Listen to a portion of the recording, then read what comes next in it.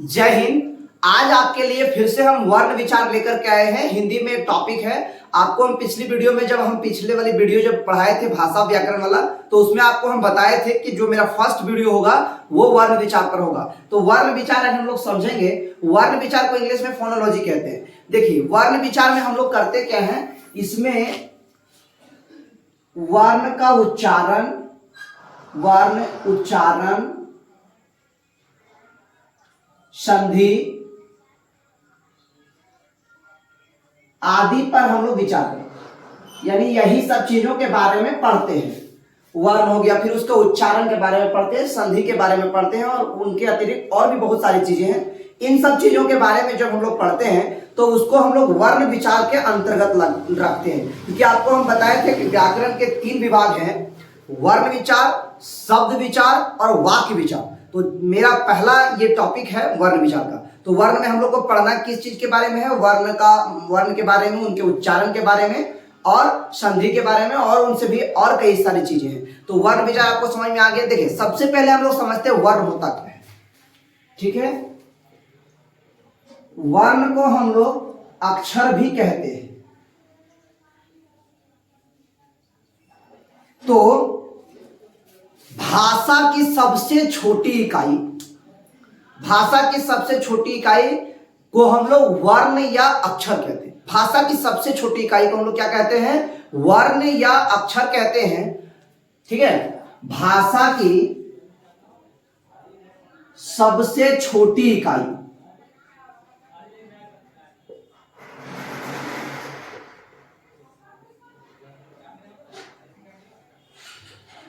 इकाई को वर्ण या अक्षर कहते हैं।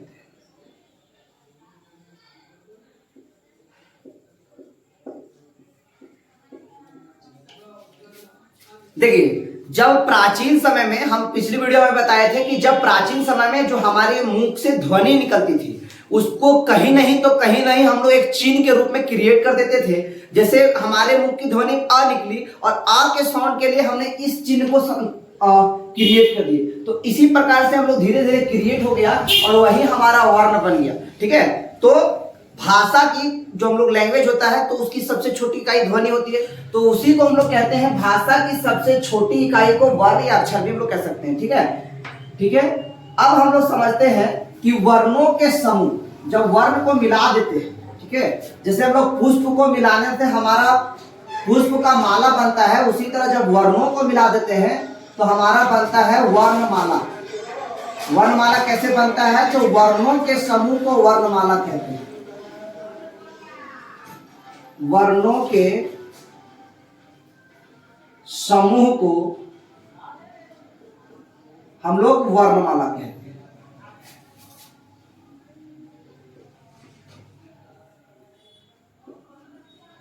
वर्णों के समूह को वर्णमाला कहते हैं। देखिए वर्ण जो है, जितने सारे वर्ण हैं उनको 2 पार्ट में डिवाइड किया गया है। वर्ण को 2 पार्ट में डिवाइड किया गया है, एक स्वर वर्ण और एक व्यंजन वर्ण। स्वर वर्ण और एक व्यंजन वर्ण।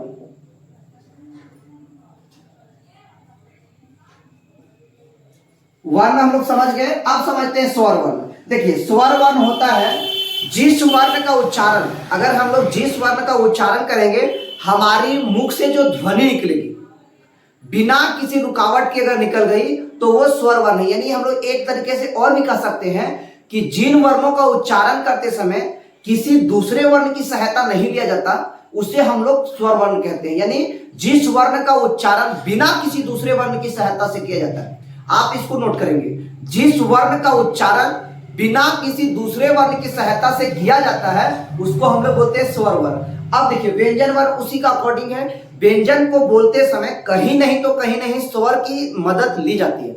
बिना स्वरों की मदद से व्यंजन को नहीं बोला जाता। ठीक है, तो जिन वर्णों का उच्चारण करते समय किसी दूसरे वर्ण की सहायता ली जाती है उसको हम लोग बोलते हैं व्यंजन वर्ण, और जिन वर्णों का उच्चारण करते समय किसी दूसरे वर्ण की सहायता नहीं लिया जाता उसको हम लोग बोलते हैं स्वर वर्ण। ठीक है, अब देखिए इस स्वरों के 3 पार्ट होते हैं। स्वर 3 प्रकार के होते हैं, स्वर वर्ण 3 प्रकार के होते हैं और व्यंजन वर्ण भी 3 प्रकार के होते हैं। स्वर वर्ण 3 प्रकार के होते हैं। एक होता है ह्रीश्व स्वर,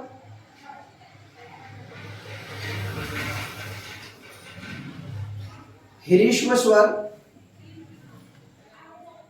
एक होता है दीर्घ स्वर और एक होता है पलुत स्वर। देखिए अब हम लोग स्वरों की बात कर रहे हैं तो जरा इनकी कितनी संख्या है इन पे भी हम लोग बात करते हैं। देखिए ये स्वरों के 3 प्रकार हो गए। अब हम बताएंगे कि स्वरों की जब बात हो रही है तो उनकी संख्या पे भी बात करते। देखिए स्वर जो होता है स्वरों की संख्या 11 होते हैं, स्वरों की संख्या 11 होते हैं। देखिए कौन कौन, तो हम लोग पढ़े होंगे बचपन में अ स्वरों की संख्या कितना 11, कौन कौन देखिएगा, अमिया आ, छोटी बड़ी छोटाऊ बड़ाऊ, री। ठीक है, री को भी गिनना है, ए आई ओ आओ। जो आपका अन्न और आ है, ठीक है, अन्न और आ ये ना तो स्वर है और ना ही व्यंजन, इसको एक अलग कैटेगरी में रखा गया है, इसको हम लोग कहते हैं अयोगवा। अयोगवा। देखिए अब गिनिए 1 2 3 4 5 6 7 8 9 10 11। तो स्वरों की संख्याएं कितनी हो गई 11। लेकिन जब आपसे मात्राएं पूछे, देखिए मात्रा होता है जो हम लोग इधर से कहीं उड़ाते हैं कहीं नीचे देते हैं, तो वो सब मात्राएं की क्वांटिटी होती है। और मात्राओं की संख्या कितनी होती है तो 10। देखिए जो शुरू वाला है ये अ, इसका कोई मात्रा नहीं होता। स्वरों की संख्या 11 लेकिन मात्राएं की संख्या 10, क्योंकि शुरू में जो आपका आ है उसकी कोई मात्रा नहीं होता, बाकी बचे 10 के मात्रा होते हैं, तो मात्राओं की संख्या 10 होगी। ठीक है, मात्राएं कितने होते हैं,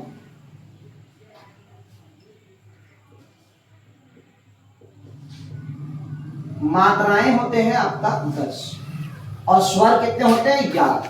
ठीक है, तो स्वर की संख्या आपको पता चल गया। स्वरों के पाठ हम लोग जान गए, ह्रीश्व स्वर, दीर्घ स्वर और पलु स्वर। देखिए ह्रीश्व और व्यंजन के भी पाठ देख लेते हैं। व्यंजन में 3 प्रकार के व्यंजन के भी पाठ होते हैं स्पर्श व्यंजन,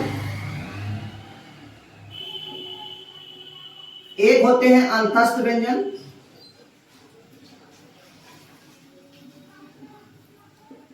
और एक होते हैं ऊष्म व्यंजन।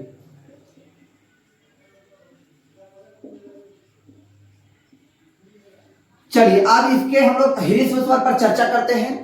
इसको आप स्क्रीनशॉट ले लेंगे, ठीक है।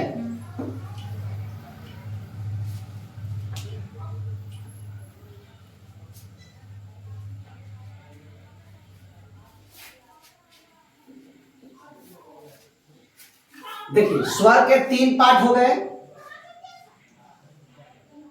स्वर वर्ण के 3 पार्ट।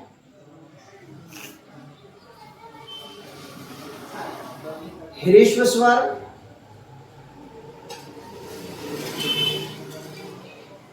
दीर्घ स्वर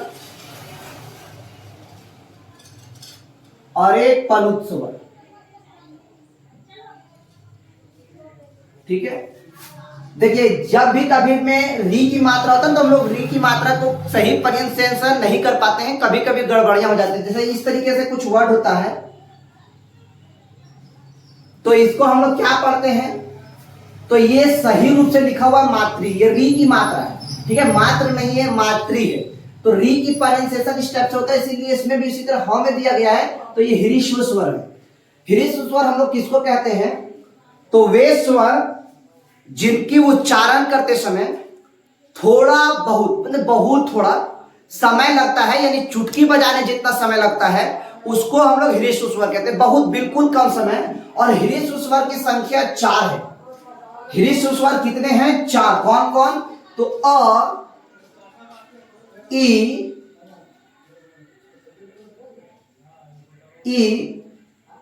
उ और री।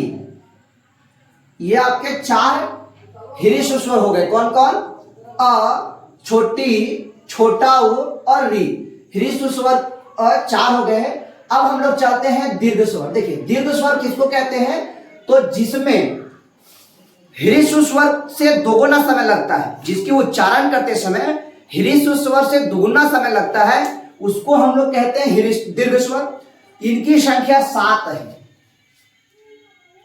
ठीक है, इनकी संख्या कितनी है? 7। कौन कौन? तो आ, बड़ी, बड़ा उ, ए, आई, ओ, आओ। ये आपके ह्रस्व स्वर हो गए। देखिए 2 2 4 2 6 1 7। तो दीर्घ स्वर 7 और ह्रस्व स्वर 4। जिन स्वरों के उच्चारण में बहुत कम चुटकी बजाने जितना समय लगता है उसको हम लोग कहते हैं ह्रस्व स्वर, और जिनमें ह्रस्व से ज्यादा समय लगता है, दोगुना समय लगता है, उनको कहते हैं हम लोग दीर्घ स्वर। और एक होता है पलु स्वर। देखिए ये अपने हिसाब से इनको आप जितना लंबा खींचे, ये स्वर जो है इनमें कुछ खासे चीजें आते हैं, जैसे आपका ओम हो गया, इस तरीके से हम लोग लिखते हैं। तो आप इसके लिए जितना समय लें आपके ऊपर निर्भर है। फिर उसके बाद हे राम, जिसको हम बोलते हैं राम, इसके लिए आप अपना जितना समय लें, ये आपके निर्भर है। तो पलुत स्वर में ये सब आ गए, ओम, हे राम, तो ये तो अलग है। लेकिन जो ज्यादा मेनली है वो आपका ह्रस्व स्वर और दीर्घ स्वर है। ठीक है, तो ह्रस्व स्वर की संख्या 4 और दीर्घ स्वर की संख्या 7। ठीक है, अब हम लोग समझते हैं व्यंजन। व्यंजन का भी स्वरों की भांति उनका भी 3 पार्ट है।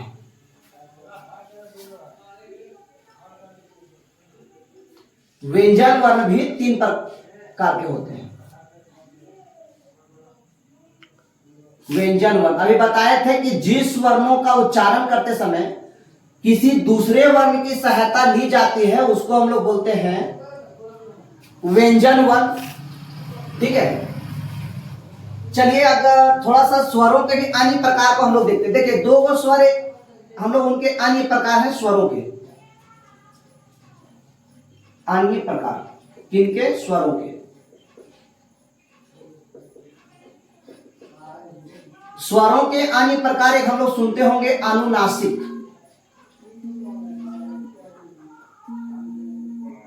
अनुनासिक, और एक हम लोग सुनते होंगे अनुस्वार। देखिए ये होता क्या है?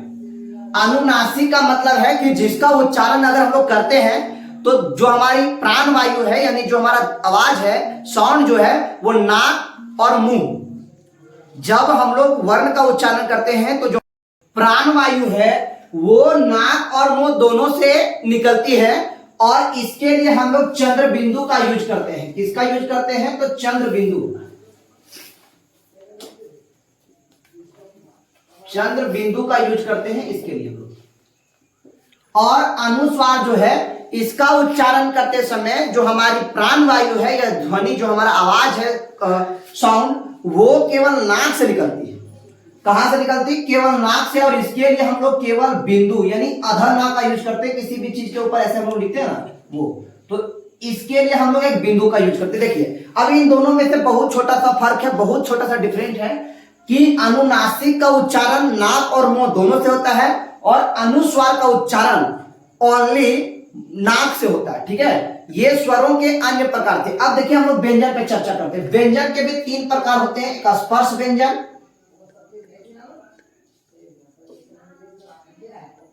एक होता है अंतस्थ व्यंजन,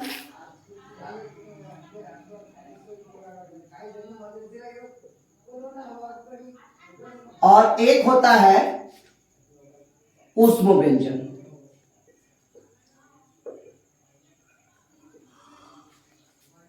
जिस तरीके से स्वरों के 3 पार्ट थे उसी तरीके से व्यंजन के भी 3 पार्ट हैं। ठीक है, स्पर्श व्यंजन, अंतस्थ व्यंजन और ऊष्म व्यंजन। देखिए स्पर्श व्यंजन जो है क से मां तक, क ख हम लोग पढ़ते हैं तो क से मां तक के ध्वनि को या अक्षर को हम लोग स्पर्श व्यंजन कहते हैं। क्यों?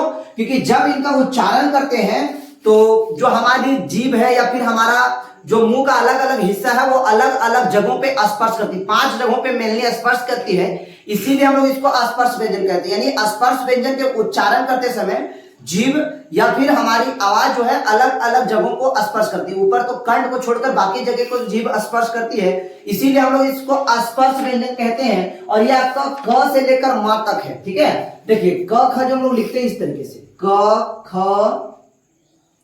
ग घ ङ।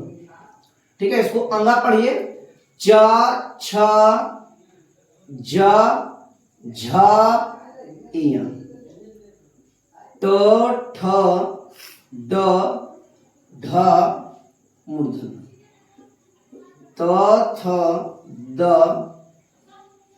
ध न, प फ ब भ म। देखिए ये क ख जो है ये पूरा का है। अगर इसको हम लोग को आधा बनाना पड़ेगा, स्वर रहित बनाना पड़े तो इस तरीके से, क्योंकि देखिए ये जो का बना है ये 2 चीजों से मिलकर बना है। आधा क यानी इस तरह हलंत दे दिए, नीचे में हल चिन्ह दे दिए तो वो आधा हो गया, और अगर इसमें हम लोग आ जोड़ दिए तो ये बन गया हमारा क। यानी क और अ को जोड़ते, आधा क और आ को जोड़ते हैं तब हमारा कहीं ना कहीं का बनता है। देखिए आप एक चीज और हिंदी में हम लोग को दिक्कत होता है, कहीं कहीं इस तरीके से हम लोग को लिखा रहता है, कर्म हो गया, ठीक है, और बहुत सारी चीजें हैं, प्रकाश हो गया, इस तरीके का हम लोग र देखते होंगे इस तरीके से। अब बहुत सारे बच्चे को ये समझ में नहीं आता, हम लोग ऐसे पढ़ते हैं क अधर र और मां, नहीं ये आप गलत पढ़ते हैं। जो आपको ये आधा दिख रहा है वही पूरा होता है, और जो आपको पूरा दिख रहा है वही आधा होता है। देखिए ये जो क है ये आधा है, और जो र है वो पूरा है, और मां भी पूरा। इसमें देखिए पा जो आपको दिख रहा है वो आधा पा, और जो र ये आधा दिख रहा है वही पूरा है। उसके बाद कम या का और फिर सा प्रकाश, इस तरीके से। तो जो आपको आधा दिख रहा है वो पूरा है, और जो पूरा दिख रहा है वो आधा है। ये हिंदी में खासे खासे चीजें में आती है, ये सब जानकारियां छोटी छोटी चीज है, ये आपके पास होना चाहिए। तो देखिए यहां से क से लेकर ये मां तक की ध्वनि को हम लोग स्पर्श व्यंजन कहते हैं। तो ये जो क वाला लाइन है इसको हम लोग बोलते हैं क वर्ग, का खा के लाइन को हम लोग बोलते हैं क वर्ग, और हम लोग चा छा के लाइन को बोलते हैं चा वर्ग, ट ठ के लाइन को बोलते हैं हम लोग टा वर्ग, और ता था के लाइन को बोलते हैं हम लोग ता वर्ग, और पा था के लाइन को हम लोग बोलते हैं प वर्ग। ठीक है, ये अलग अलग वर्णों में, इसको हम लोग वर्गों में डिवाइड कर दिए। अब देखिए इसको उच्चारण करते समय हमारी जो क्या बोले कि प्राण वायु अलग अलग जगहों को स्पर्श करती है, फिर हमारा जीभ कहीं अलग अलग मुंह के अलग अलग हिस्सों को स्पर्श करती है, मेनली 5 जगहों को स्पर्श करती है, इसीलिए हम लोग इसको स्पर्श व्यंजन। तो हम लोग देखिए जो का वर्ग है इसका कहीं नहीं तो कहीं उच्चारण स्थान होगा, चा वर्ग है तो कहीं नहीं तो कहीं इसका भी उच्चारण स्थान होगा, और टा वर्ग है इसका भी कहीं नहीं तो कहीं नहीं उच्चारण स्थान होगा, ता वर्ग भी और पा वर्ग भी। देखिए इसको याद करना है तो ऐसे छोटा सा ट्रिक आपके लिए है, कतामु दाओ इधर लिख दे रहे हैं, इसके बगल में पहला कंठ, कंठ है, उसके बाद तालु, उसके बाद मूर्धा, उसके बाद दंत, उसके बाद ओष्ठ। ओष्ठ देखिए कंठ माने कंठ, तालु माने कंठ के थोड़ा ऊपर का हिस्सा, इधर का हिस्सा, उसके बाद मूर्धा, उसके बाद दंत यानी दांत, उसके बाद ओष्ठ माने ओठ। देखिए क ख बोल के देखिए क ख ग, कहीं नहीं तो कहीं नहीं, जो आपका जहां से ये आवाज निकल रहा है क ख ग, ये तो कंठ से सीधा निकल रहा है। और जो क ख वाला जो क वर्ग लेन है उसका उच्चारण स्थान कहां है तो कंठ। उसके बाद हम लोग च वर्ग पे चलते हैं, तो च छ ज, ये देखिए कंठ से थोड़ा ऊपर से आवाज निकल रहा है, और इसका उच्चारण स्थान, ये कंठ से थोड़ा ऊपर के हिस्सा है और इसका उच्चारण स्थान तालु है। ठीक है, इसका उच्चारण स्थान तालु है। उसके बाद अब ट ठ वाला देख रहे होंगे, तो त, ठ, ड आप उच्चारण करके देखते जाइए, जहां जीभ हमारे जिस हिस्सों को छू रही है वो हिस्सा हमारा मुर्दा है। ट, ठ, ड, ढ। और ये जो ट वर्ग है इसका उच्चारण स्थान कहीं नहीं तो कहीं क्या है, मूर्धा है। उसके बाद त वर्ग, त, थ, द। देखिए जीभ जो है वो दांत को छूता है, बिना दांत को छुए इस ध्वनि, इस अक्षरों को, इन व्यंजनों को हम लोग नहीं बोल सकते। तो ये जो त वर्ग आपका है ये दंत है, ठीक है। उसके बाद प वर्ग है, इसको बोलने के लिए हम लोग ओठ का सहारा लेते हैं, यानी ओठ का सहारा लेते हैं। प, फ, ओठ एक दूसरे को स्पर्श करती है तभी हम लोग इसको बोल पाते हैं। और ये आपका है ओष्ठ, ठीक है। इसमें उ ये सब भी आते हैं। और एक हम लोग को बच गया ड, इस तरीके का ड और ढ, ये देखे होंगे नीचे बिंदु वाला। देखिए ये भी कहीं इसी का उच्चारण स्थान है, इसका भी उच्चारण स्थान मूर्धा ही होता है। ड और ढ इसका भी उच्चारण स्थान क्या होता है, मूर्धा होता है। देखिए हम अंतस्थ व्यंजन समझते हैं, ठीक है। अंतस्थ व्यंजन 4 होते हैं। अंतस्थ व्यंजन कौन कौन होते हैं, तो अंतस्य, र, सब में हलंत हम लोग कर दे रहे हैं।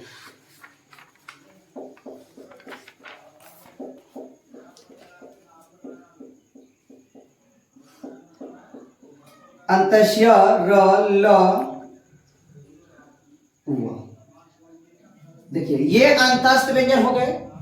उसके बाद 4 वो, चलिए इस पे चर्चा करते। देखिए य और व, या और व ये दोनों तो व्यंजन की श्रेणी में है, लेकिन इनको हम लोग कहते हैं अर्ध स्वर, ठीक है।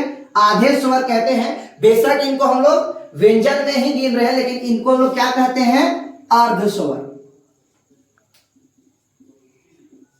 तो इनका उच्चारण पूरी व्यंजन इतना भी नहीं लगता है और स्वरों जितना कम भी नहीं लगता है। तो ये जो है वो अर्ध स्वर कहलाते हैं, य और व। अब ये जो आपके बीच में र और ल दिख रहे हैं, इनको हम लोग कहते हैं उच्छिप्त व्यंजन, ठीक है। उच्छिप्त व्यंजन, ठीक है। य और वा को हम लोग कहते हैं अर्ध स्वर, र और ल को कहते हैं उच्छिप्त व्यंजन। अंतस्थ व्यंजन 4 प्रकार के हो गए, अंतस्य, र, ल, व। इसमें 2 पार्ट जो है वो अर्ध व्यंजन और ये दोनों जो है उच्छिप्त व्यंजन है। अगर जोड़े में बना के दे, आपसे पूछे कि इन दोनों में कौन है उच्छिप्त व्यंजन, तो र, ल वाला जोड़ा अगर आपको दिखे उस पर आप टिक करेंगे, ठीक है।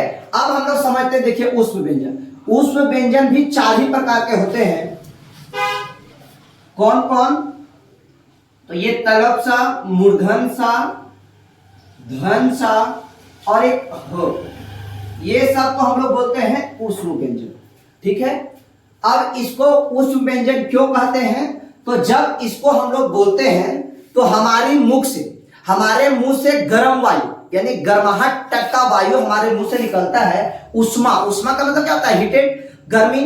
तो गर्मी टाइप की वायु हमारे प्राण वायु गर्माहट के रूप में निकलती है, इसीलिए इसको हम लोग ऊष्म व्यंजन कहते हैं। और ये 4 होते हैं, देखिए स, और स और ह, इनका अलग अलग उच्चारण है, इन पे बहुत सावधानियां होती है, हल्का हल्का डिफरेंसेस है उच्चारण में, ठीक है। अब इनको आप बोल के देखिए, श बोलिए तो आपको गर्म वायु निकलेगा, फिर स बोलिए तो निकलेगा, फिर स बोलिए तो निकलेगा, और ह बोलिए तो भी आपके मुंह से गर्म वायु ही निकलेगा। ये ऊष्म व्यंजन है, ठीक है।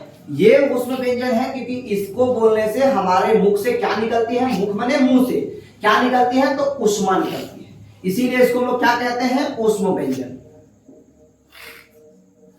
ठीक है। इसको बोलते समय हमारे मुख से क्या निकलती है, उष्मा। देखिए अब ये टोटल मिला के कितने हो गए, तो ये आपका हो गया 5, 10, 15, 20, 25, 25 और 4 आपका 29 और 4 33। तो व्यंजनों की संख्या कितनी हो गई, तो 33, यानी व्यंजन वर्ग कितने होते हैं, तो 33, पूरे 36 नहीं गिनते। उसके बाद जो आप देख रहे होंगे ये संयोगी छ, त्र, ज्या और एक स्र, ये वाला स्त्री वाला स्र, इनको हम लोग कहते हैं संयुक्त व्यंजन, मिला हुआ व्यंजन, संयुक्त व्यंजन। देखिए ये 2 अलग अलग वर्णों से मिलके बने हैं, वो भी फूल फूल, ठीक है। तो ये संयुक्त व्यंजन में होते हैं। जैसे त्र हम लोग लेते हैं तो त और र से मिलकर बना है त्र, तो ये संयुक्त व्यंजन। इसी तरह सब कहीं नहीं तो कहीं नहीं मिलकर बना है और ये आपका संयुक्त व्यंजन होता है। देखिए जिस तरीके से हम लोग स्वरों के अन्य प्रकार पढ़े थे उसी तरह हम लोग व्यंजन के भी अन्य प्रकार को देखते हैं। इसको आप स्क्रीनशॉट ले लेंगे। देखिए जिस तरह से हम लोग स्वरों के अन्य प्रकार के बारे में देखे थे उसी तरह व्यंजन के भी अन्य प्रकार हम लोग देखते हैं। अन्य प्रकार अभी आपको संयुक्त व्यंजन का भी हम लोग जिक्र किए थे तो ज्यादा नहीं है, दो बताते। एक द्वित्व व्यंजन समझिए, द्वित्व व्यंजन, और एक समझिए आगत व्यंजन। देखिए द्वित्व व्यंजन होता क्या है, जब हम लोग किसी चीज का उच्चारण करते हैं तो एक ही शब्द दो बार, एक ही शब्द का उच्चारण दो बार हो जाता है तो वो द्वित्व व्यंजन कहलाता है। जैसे आप कच्चा बोलिए तो का अधा चा चमिया चा कच्चा, पक्का बोलिए तो पा अधा का कमिया का पक्का। इसी तरह बोलिए बच्चा, तो ये देखिए एक ही चीज का दो बार उच्चारण हो रहा है, कच्चा पक्का बच्चा, तो ये कहीं नहीं तो कहीं नहीं ये द्वित्व व्यंजन है, क्योंकि एक ही वर्ड का रिपीटेड हो रहा है ना, एक ही वर्ड दो बार आ रहा है, इसीलिए द्वित्व। द्वित्व माने दो, तो एक ही चीज दो बार, एक ही व्यंजन दो बार आने द्वित्व व्यंजन कहलाता है। अब देखिए आगत व्यंजन, हम लोग देखते होंगे ज और फ के नीचे बिंदु, तो ये जो है अलग अलग भाषा से आए हुए हैं, अलग अलग भाषा के ये शब्द हैं और इन्हीं को हम लोग कहते हैं आगत व्यंजन। ठीक है, अब ये आपका पूरा कंप्लीट हो गया। इसके आगे हम आगे का क्लास लेंगे जो आपका शब्द विचार है। अगर इसमें कहीं भी आपको परेशानी है तो बेकार आप कमेंट बॉक्स में कमेंट कीजिए, हम आपके हर सवाल का जवाब देने के लिए तत्पर हैं। हमेशा आपकी मदद किसी न किसी रूप में हम करना चाहते हैं। कहीं परेशानी होता है तो पूछिए, ठीक है। नहीं आप इसको केवल हम इसमें आपको व्यू बना दिए, आपको खुद मेहनत करना है। आप सोचेंगे केवल इतना पढ़ने से मेरा कंपटीशन लेवल का या कोई भी एग्जाम की तैयारी हो जाएगी, तो ऐसा नहीं, आपको खुद से भी मेहनत करना होगा। ठीक है, तब तक के लिए जय हिंद।